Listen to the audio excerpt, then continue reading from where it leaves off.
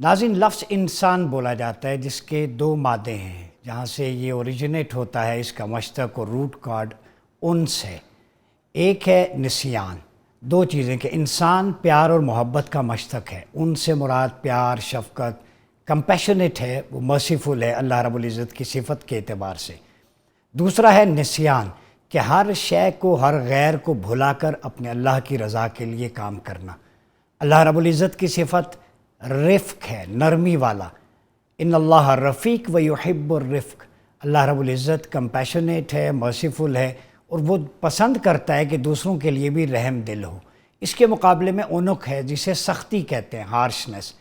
تو لینینٹ اور سافٹ ہونا یہ قرآن مجید کا خاصہ ہے۔ قولا لینا کہا گیا، وقل لہ قولا کریما۔ سافٹ اور کائنڈ ورڈز جب اپنے پیرنٹ سے آپ انٹریکشن کر رہے ہوں تو وہاں یوز کریں۔ اگر سوشل ایٹریبیوٹس کی بات کریں تو آپ صلی اللہ علیہ وسلم نے مدینہ میں جب ایک ریاست کا انعقاد کیا تو وہاں پر ایک عالمی معاہدہ کیا، وہ گلوبل نبوی آرڈر اسے کہا جاتا ہے، اور تاریخ انسانیت کا، ہیومن ہسٹری کا first return constitution of the history, جس کے 63 آرٹیکلز کسی بھی ریاست کے ملٹری اسٹریٹجی کو، اس کے پیس اینڈ کو ایگزسٹنس کے ڈاکٹرائن کو ایک جو ہے ڈرائیونگ فورس پرووائڈ کرتے ہیں۔ اگر اس آرٹیکل کو دیکھیں تو اس میں آپ صلی اللہ علیہ وسلم نے سب سے پہلا نقطہ جو بیان کیا وہ ہے انکلوسیونیس۔ انکلوسیونیس سے مراد ملی ارتباط ہے، کہ اس ریاست کے اندر بسنے والی جتنی بھی اینٹیٹیز ہیں، چاہے بلیورز ہیں، نان بلیورز ہیں، کرسچنز ہیں، مائنورٹیز ہیں، جیوز ہیں، ہندوز ہیں، کوئی بھی ہیں، without any discrimination of colour, race, class and creed, وہ سب ایکول سٹیزن ہیں اس اسٹیٹ کے۔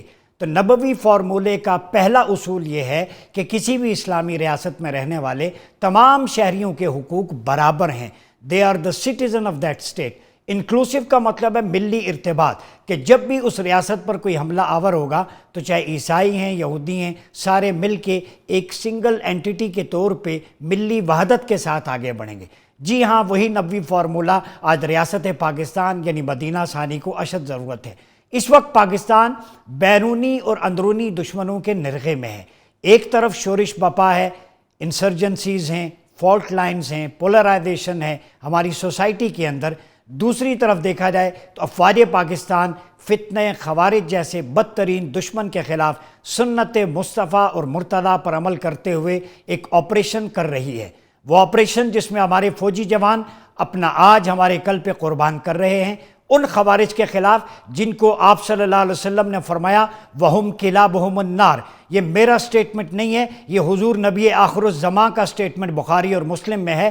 دے are worst of the creations, they of the dog of the hell. وہ جہنمی کتے ہیں۔ کلاب کا لفظ استعمال ہوا ہے کہ جو دین کا لبادہ اوڑھ کے اپنے مسلمانوں پہ چڑھ دوڑتے ہیں، مسلح بغاوت کرتے ہیں، چاہے ریلیجس ہوں، پولیٹیکل ہوں، کوئی بھی ہوں، ایسی ہر اینٹیٹی کو پیغمبر اسلام میں ڈاگز آف دا ہیل قرار دیا ہے۔ تو جو لوگ کسی بھاشن میں آتے ہیں، نیریٹو میں بہہ جاتے ہیں ملک کے خلاف، اپنے ملک کے خلاف سازشوں کا جال بنتے ہیں، وہ پیغمبر اسلام صلی اللہ علیہ وسلم کا یہ فرمان سن لیں، ورسٹ آف دا کریشن، شر الخلائق، مخلوق میں بدترین لوگ ہیں، چاہے کلمہ گو ہیں، چاہے ان کی وضاقتہ جبہ کبہ دستار سلوگنز کوئی بھی ہوں، اگر وہ ریاست اور حکومت کے خلاف مسلح بغاوت کرتے ہیں، امن عامہ ختم کرتے ہیں، فتنہ بپا کرتے ہیں، تو ایسے لوگوں کو قتل کرنے والے بڑے عظیم لوگ ہیں، اور ان کے ہاتھوں شہید ہونے والے کو 10 درجات ہیں۔ یہ نبوی سٹیٹمنٹ ہے، سرٹیفائیڈ آپ صلی اللہ علیہ وسلم کی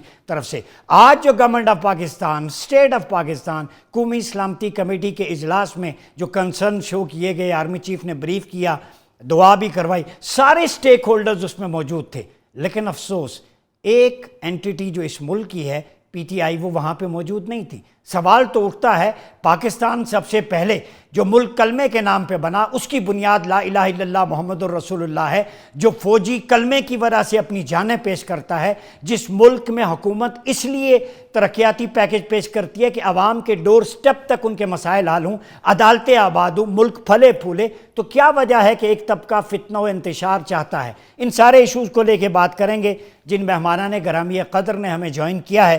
وزیر مملکت نیشنل ہیریٹیج اینڈ کلچر جناب حذیفہ رحمان صاحب، بہت شکریہ حذیفہ بھائی آپ کی آمد کا۔ ہمارے ساتھ موجود ہوں گے بیرسٹر عامر حسن صاحب رہنما ہیں پاکستان پیپلز پارٹی کے، اور ہمیں جوائن کریں گے پی ٹی آئی کے رہنما شوکت بسرا صاحب۔ آپ دونوں احباب کا بھی بہت شکریہ